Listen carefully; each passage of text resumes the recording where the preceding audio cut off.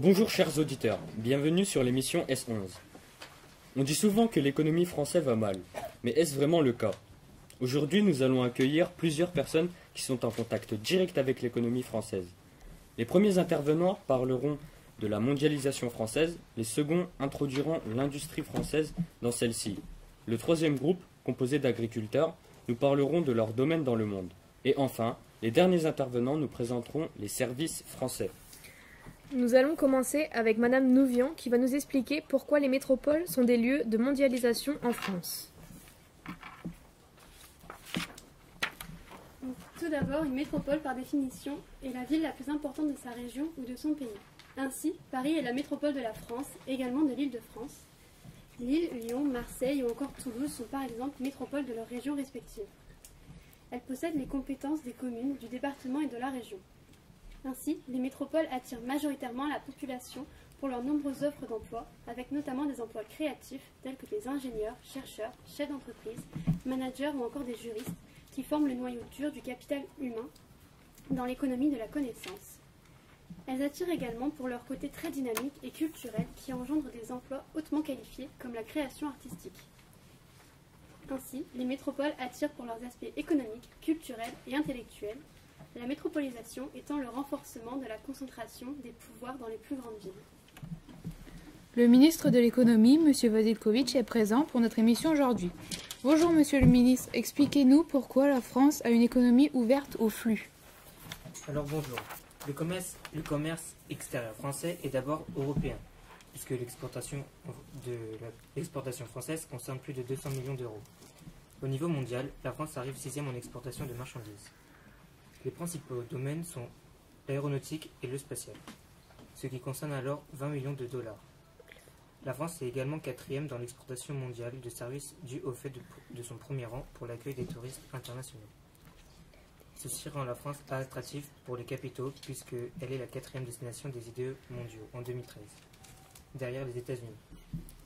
14,3% de la population mondiale travaille dans une entreprise, de la population française travaille dans une entreprise étrangère, qui d'ailleurs investissent au nord-est de la France, surtout près de la frontière allemande. Les principaux marchandises importées sont les énergies et le gaz, et les productions informatiques et électroniques. Le directeur d'un des principaux aéroports de France, M. Hutas, est parmi nous. Nous voudrions savoir en quoi Roissy est un lieu essentiel. Alors, inauguré en 1974 pour répondre à la croissance des flux aériens, l'aéroport Paris-Charles de Gaulle, plus communément désigné par Roissy-Charles de Gaulle, constitue une plateforme multimodale de première importance sur le territoire. L'aéroport de Roissy constitue avec Londres, Francfort, Amsterdam, une des plus importantes places aéroportuaires de transport en Europe. Chaque jour, 1500 avions atterrissent et décollent sur la plateforme du Val d'Oise. Pour gérer ce site de 3500 hectares, l'aéroport de Paris applique des méthodes industrielles. Cet aéroport est essentiel à l'échelle européenne et internationale. Il est classé au 6e rang mondial. Environ 60 millions de passagers transitent par cet aéroport chaque année, soit un total de 165 000 passagers par jour. Sur l'année 2016, nous avons réalisé un chiffre d'affaires de 25 milliards d'euros, soit 1,2% du PIB, et permettent à 86 000 employés d'avoir un emploi. La concurrence entre Roissy et d'autres places comme Heathrow, Dubaï ou Singapour va encore s'accroître. Notre enjeu sera donc de gagner la bataille de la compétitivité en offrant aux passagers un service de toujours plus grande qualité. Merci Monsieur Hutas. Les firmes transnationales américaines sont beaucoup présentes en France. Dites-nous pour quelles raisons un patron américain voudrait-il développer son industrie en France? Bonjour. Aujourd'hui, si j'ai décidé d'implanter ma firme transnationale américaine en France, c'est que ce pays possède de nombreux atouts. Il faut savoir qu'elle occupe la position centrale de la partie la plus riche de l'Union européenne. Elle possède une diversité de transports en direct avec l'Europe, comme le TGV, les aéroports, les ports.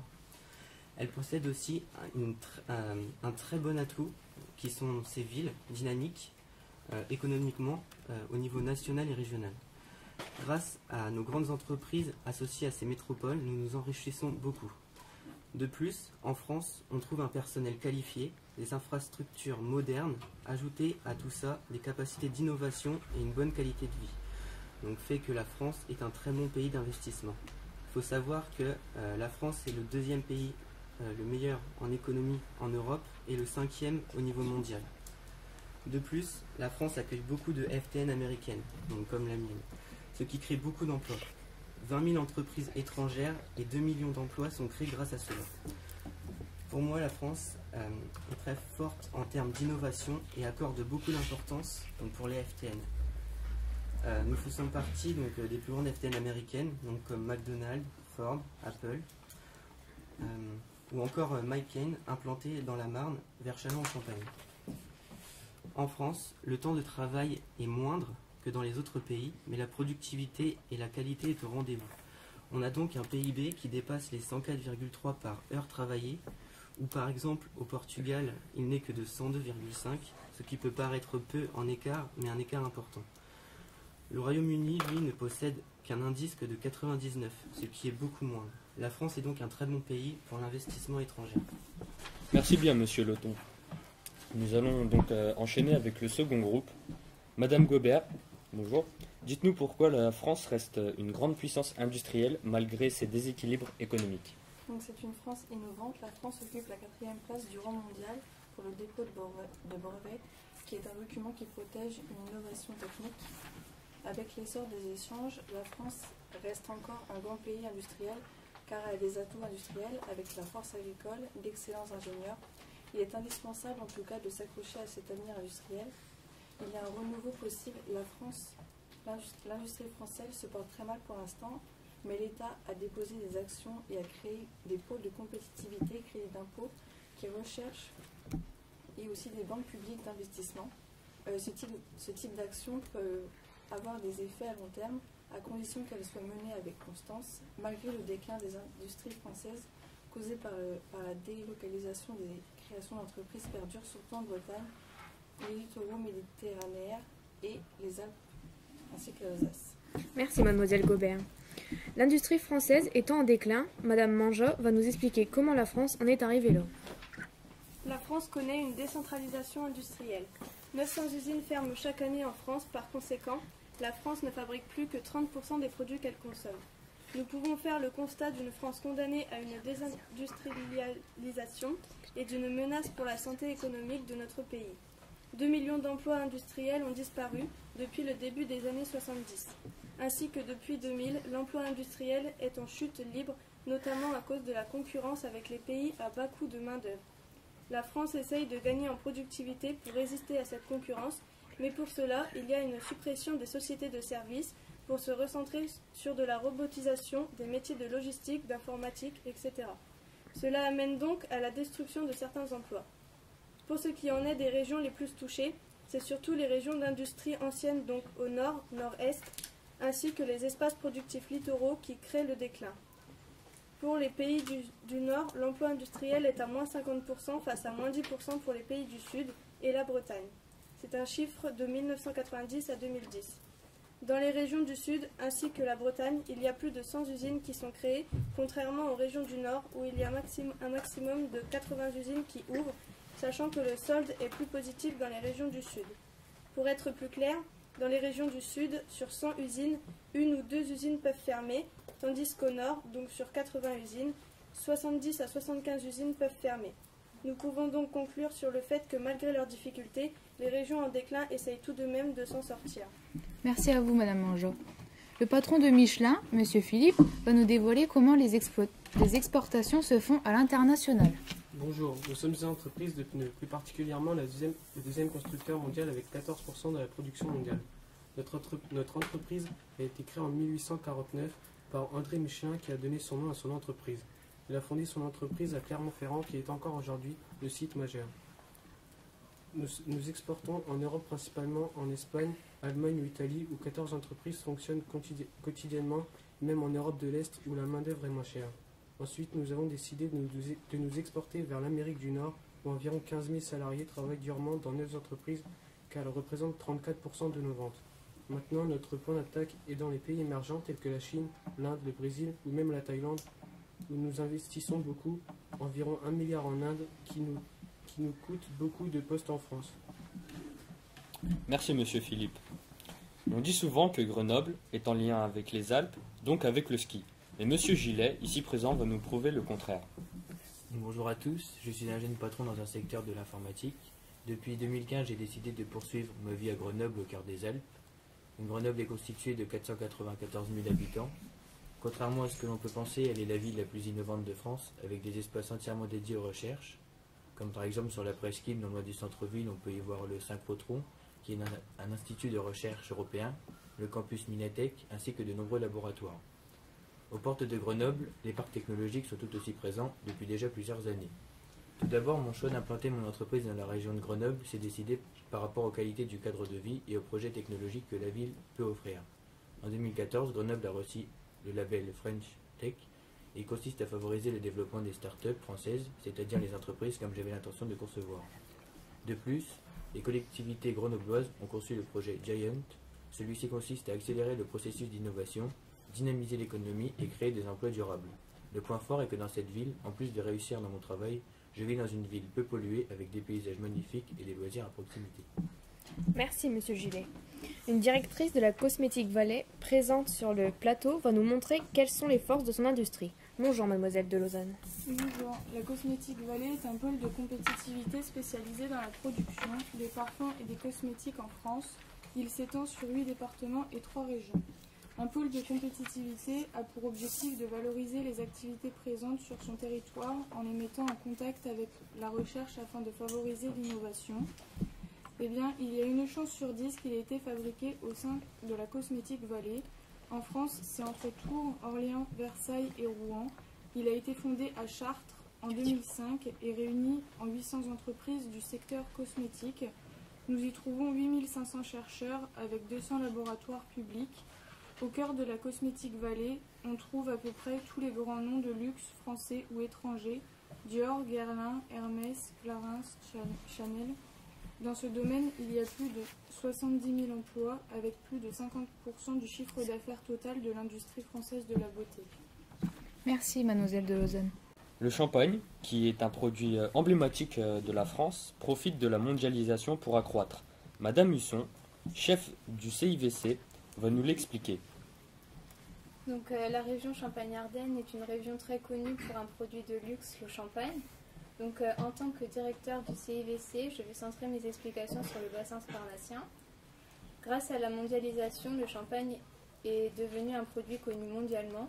Il a bénéficié d'une image de luxe grâce aux grandes maisons comme Moët et Chandon et Mercier, capables de faire de la publicité pour leurs produits dans les pays étrangers. Ces grandes maisons ainsi que le patrimoine champenois classé à l'UNESCO attirent de plus en plus de visiteurs. En effet, en 20 ans, le nombre de visiteurs à Épernay a doublé. On est passé de 225 000 à 450 000 aujourd'hui. La mondialisation a également apporté une hausse considérable du nombre de bouteilles vendues. Nous sommes aujourd'hui à 306 millions, mais cela stagne légèrement à cause de la crise de 2008. Donc, pouvez-vous nous dire à quoi est due l'augmentation du nombre de bouteilles vendues? Donc, cette augmentation est due à l'ouverture de marchés internationaux, notamment avec l'exportation.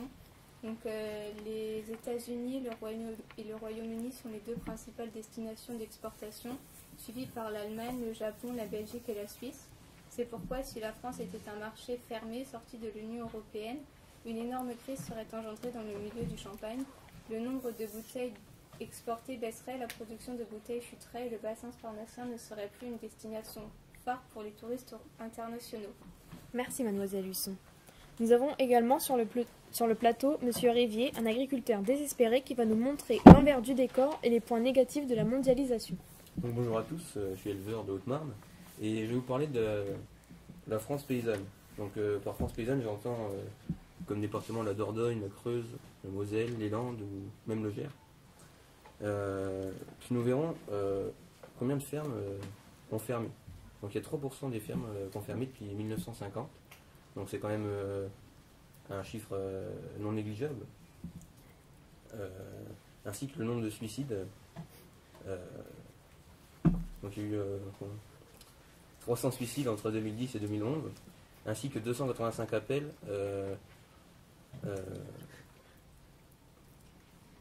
aux agences pour la prévention au suicide. Et puis la cause de tous ces suicides, c'est comment dire, ce métier n'est pas assez rémunéré, tout coûte cher, les produits de traitement, le matériel, l'entretien des bêtes. La France est soumise à des lois sur comment dire, des lois sanitaires et une qualité de viande, une bonne qualité de viande. Et la France achète à l'étranger au lieu d'utiliser les producteurs locaux, car à l'étranger c'est moins cher. Donc c'est aussi à cause de ça que les agriculteurs sont en difficulté en France. Merci à vous, Monsieur Rivier. Nous allons finir avec le dernier groupe, qui sont les derniers intervenants qui nous présenteront les services français. Madame Évrard va maintenant nous expliquer la tertiarisation de la France. Le secteur tertiaire est un secteur dont les emplois concernent la vente de services. Ce secteur représente 80% des emplois en France. Les secteurs forts du tertiaire sont le transport, avec des compagnies comme la SNCF, Air France et bien d'autres. Le commerce, avec des enseignes internationales, Carrefour, Leclerc, Ikea. Les banques et assurances, telles que CIC, Crédit Agricole, AXA, MAF. Et beaucoup d'autres secteurs, comme la télécommunication, la santé, l'hôtellerie-restauration, etc. En France, les activités tertiaires de haut niveau ont leurs sièges sociaux et financiers concentrés dans l'agglomération parisienne, ainsi que dans des métropoles régionales comme Grenoble, Toulouse, Strasbourg, Nantes, etc. Ces services sont souvent vendus dans les centres-villes et aux alentours. Merci pour vos explications, Madame Évrard. Malgré les nombreux attentats survenus en France, elle reste la destination la plus touristique dans le monde entier. Alem veut donc nous montrer comment le tourisme est créateur de lieux et d'activités. Nous vous écoutons, mademoiselle. Bonjour. La France fait partie d'un des pays les plus touristiques au monde, avec 80 millions de visiteurs par an. C'est un site touristique très attractif. On retrouve deux types de tourisme. Le premier étant culturel et loisir, tels que ces sites historiques et patrimoine attractifs comme la Tour Eiffel, qui est la venue principale des visiteurs, ainsi que le centre Pompidou et ses musées. Tous ces monuments historiques et touristiques sont situés dans la capitale de la France, qui est Paris, qui est au premier rang des villes touristiques du monde. On y ajoute aussi les stations de sport d'hiver et balnéaires pour les loisirs. L'autre type de tourisme se nomme le tourisme vert, tel que tout ce qui concerne les auberges et les gîtes ruraux, avec la vallée de la Loire et son château, qui est un site touristique naturel très visité. Comme son voisin, l'abbaye du Mont-Saint-Michel, qui est une île reliée par un pont jusqu'en Basse-Normandie, afin de faciliter l'accès. C'est dans le sud, la Corse et l'Île-de-France, que le tourisme marche énormément avec les différentes activités qu'il propose et ses salaires élevés. Il y a 2 millions d'emplois directs et indirects, ainsi que 7% du PIB. Si les étrangers viennent en France, ce n'est pas exceptionnellement pour les lieux touristiques, mais aussi pour la gastronomie française, de renommée mondiale avec un slogan « Goût de France, Good France ». Elle a été classée au patrimoine mondial de l'UNESCO, ainsi que ses vins de qualité dans la métropole de Bordeaux. Merci mademoiselle Loudjani.